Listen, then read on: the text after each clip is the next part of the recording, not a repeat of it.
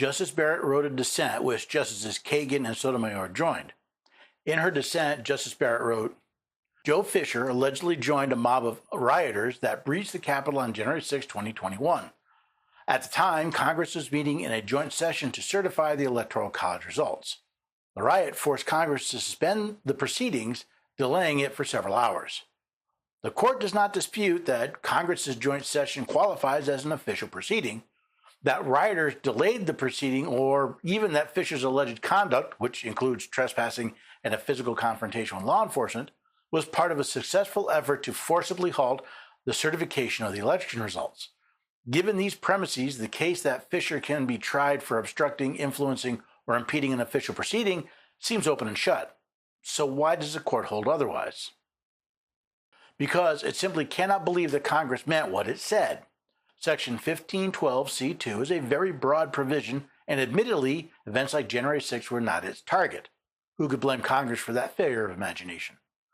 But statutes often go further than the problem that inspired them.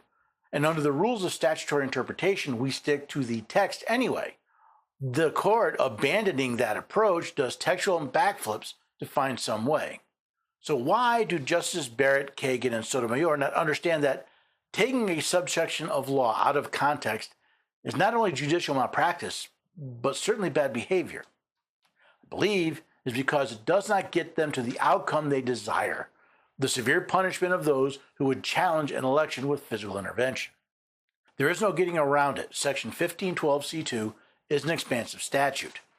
Yet Congress, not this court, weighs the pros and cons of whether a statute should sweep broadly or narrowly. Once Congress has set the outer bounds of liability, the executive branch has the discretion to select particular cases to prosecute within those boundaries. By atextually narrowing Section 1512C2, the court has failed to respect the prerogatives of the political branches. I respectfully dissent. Yes, 1512C2 is an expansive statute. Expansive is defined as having a capacity or tendency to expand. Subsection C2 expands C1. Both subsections expand subsection C, which itself expands Section 1512, whose stated purpose is to define and set punishment for tampering with a witness, victim, or an informant. What Justice Barrett is attempting to do is expand C2 beyond its context and pretend it's a statute all to itself.